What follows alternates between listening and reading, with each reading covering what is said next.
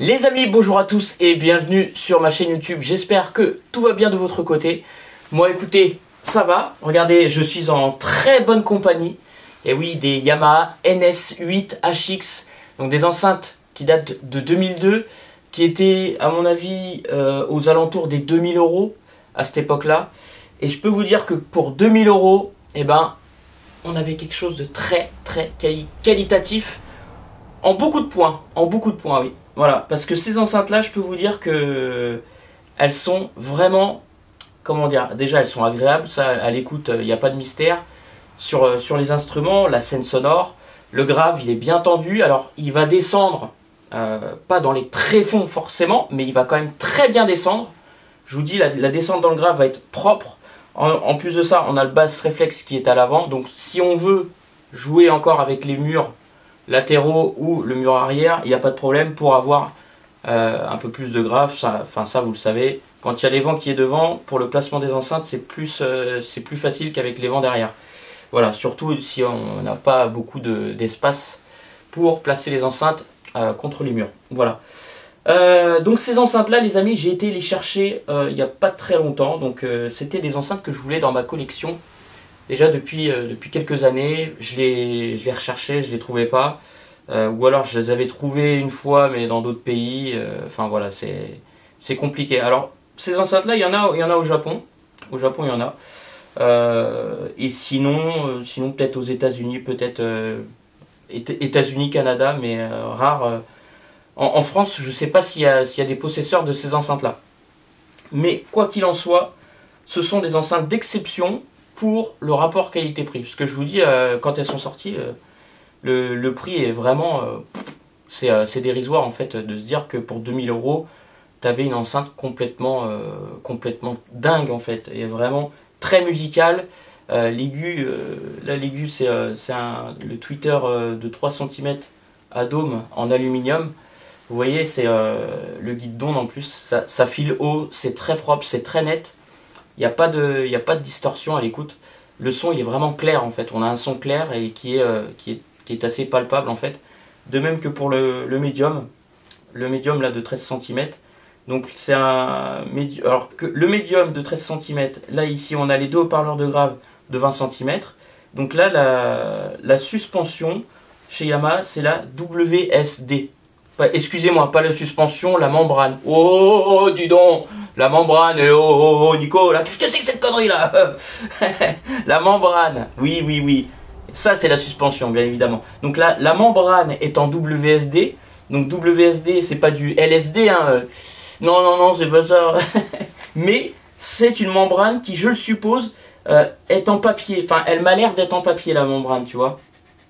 À la texture... c'est plutôt léger, Ensuite, concernant justement les suspensions, alors les suspensions, elles sont, tu vois, elles sont en tissu, donc tu vois que c'est très, c'est souple, c'est du tissu enduit, il me semble. Donc c'est du tissu, c'est sûr, après tissu enduit, voilà, il me semble. Voilà, parce qu'on n'a pas beaucoup d'infos sur ces enceintes-là, je vous dis, elles sont plutôt rares, elles sont pas connues. C'est pour ça que, également, je ne vous en ai pas parlé auparavant, parce que je savais que si j'en parlerais, elles seront recherchées, et j'avais pas envie qu'elles soient recherchées, vous voyez.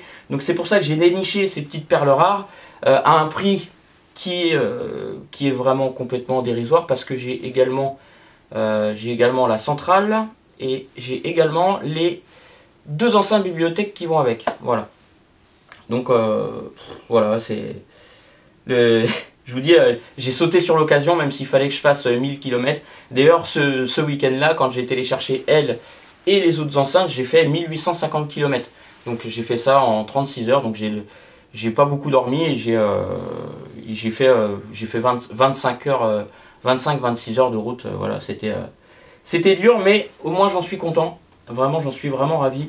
Comme quoi, je vous dis, des fois, quand il y a des choses enfin moi, il y a des choses que je veux, que je recherche, et je vais tellement me donner à fond pour les avoir que voilà, une fois que je les ai, tu vois, je me dis, je vais dire c'est mérité, parce que ça fait longtemps que je les veux, je me suis donné à fond. Quand j'ai été les chercher, j'ai eu des emmerdes pas possibles avec les voitures, et donc voilà, maintenant elles sont là à la maison. Vous pouvez voir, comme vous pouvez le constater, là on a un joli plaquage. Donc c'est un plaquage qui est laqué en fait, laqué, couleur merisier, enfin acajou, merisier, je sais pas trop. Mais il est un petit peu passé avec le temps, parce que tu vois qu'il est un petit peu... il est un petit peu terni, légèrement terni. Ça fait un petit peu un voile blanc qui s'est posé à certains endroits. Donc ça, je suppose que c'est l'exposition à la lumière. Mais en tout cas, les membranes sont blanches. Donc je suppose que les grilles n'ont pas été trop retirées, parce que sinon ça aurait certainement jauni. Et puis il y aurait peut-être une démarcation également. Donc voilà. Alors, donc ces enceintes-là, les amis, elles sont données pour 92 dB. Donc 92 dB, c'est un rendement qui est relativement correct finalement par rapport à ces enceintes-là. Je trouve que même si tu as... Bon, j'ai pas essayé avec d'autres amplis, hein, mais je leur ai mis un ampli puissant, vous savez, le Kenwood. Ça marche diablement bien. Tu sais qu'elles encaissent énormément, mais je pense que également avec un petit ampli musical, elles peuvent aussi donner de très bonnes choses. Donc voilà, ça c'est plutôt un bon point. Encore une fois, qui peut le plus, peut le moins. Hein. Moi, c'est pour ça que je préfère leur donner je leur donne à manger du bon courant. Voilà. Ensuite, donc là, au niveau des châssis, alors les châssis des haut-parleurs, ils sont en alu, hein. C'est que de l'alu. Ça, donc le guide d'onde, il est en alu. Donc cela, justement, vous voyez, ça c'est ce que je disais, dans mon autre vidéo pour les Klipsch, parce que les Klipsch Forte, vous voyez, le pavillon en plastique, ça peut résonner en fait. Là, dans une moindre mesure, le métal, ça va résonner, mais c'est pas, voilà, c'est pas là-dedans où il va y avoir vraiment beaucoup de... De toute façon, c'est pas des enceintes qu'on va pousser à outrance, tu vois. Voilà, alors que sur les Klipsch, vu qu'on va les pousser, forcément, il peut y avoir une vibration qui se fasse entendre, comme je vous l'avais dit. Et voilà. Mais donc là, qualité de construction vraiment exemplaire. Voilà, je vous dis... donc le 13 cm, ces enceintes-là sont données pour 140 watts RMS sous 6 ohms. Alors je suis désolé parce que dans une autre vidéo j'ai dû vous dire 8 ohms, mais c'est sous 6 ohms. Donc 140 watts et en crête, 400 watts en crête. Donc voilà, c'est vraiment très... Enfin, je les trouve vraiment très très bonnes ces enceintes-là. Elles ont une aération, une ouverture qui est assez magique en fait à l'écoute. C'est-à-dire que quand tu les écoutes, tu te prends pas la tête, tout est vraiment bien équilibré. Surtout la partie médium aussi qui a ce grain vraiment formidable. Bah, notamment là tout à l'heure sur du piano, quand j'ai fait ma vidéo avec du piano, c'était magnifique. En même temps, Yamaha font des instruments, donc forcément ils savent la reproduction des instruments, comment elle doit être sur leur modèle d'enceinte, je suppose. Hein. De toute façon, ils en sont pas à leur premier essai. Parce que notamment il y avait les Yamaha NS1000, NS1000X, NS1000M, les je sais plus combien de 1000, mais voilà, c'était Yamaha NS5000. Voilà, Yamaha, ils sont très très très forts dans ce domaine-là. Et c'est pour ça que ces enceintes-là, je les voulais absolument, parce que vous voyez, j'avais pas de Yamaha, donc moi les NS1000M, je les voulais, mais bon, je les trouve pas, ou alors elles sont un peu chères, alors que celles-ci, bah voilà. En plus, vous savez que j'aime bien les colonnes, donc ça tombe bien. Moi, le format colonne avec des 20 cm, c'est en 3 voix, c'est ce que j'aime bien. Donc voilà. Et vous voyez, j'ai pas besoin forcément d'avoir des enceintes super énormes pour pouvoir tomber amoureux d'une paire d'enceintes et de ce qui va en dégager. Parce que là, c'est surtout la musicalité des enceintes et qui va être la... Bah là, c'est complètement... Voilà, c'est ce qui tombe, quand le rideau tombe, c'est la musicalité qui se fait entendre et le respect des timbres sur ces enceintes-là. Donc voilà, après je sais plus ce que j'avais d'autre à vous dire sur les caractéristiques techniques. Le poids, alors elles sont quand même assez lourdes, hein, parce qu'elles font 32,5 kg quand même les Meber. Hein. Donc 32,5 kg ou 34... Non, c'est 34 kg ou 32,5 kg. Enfin, j'ai vu voilà, deux poids différents. Donc moi... Tu vois, quand je les soulève, donc attention en les soulevant, vous voyez, parce que quand tu les soulèves, faut pas appuyer là. Donc il faut bien se baisser. Mais tu vois, elles font quand même leur poids. Hein. Ouais. Elles font quand même leur poids. Hop. Et tant que j'y suis, je vais vous montrer l'arrière de l'enceinte. Hop.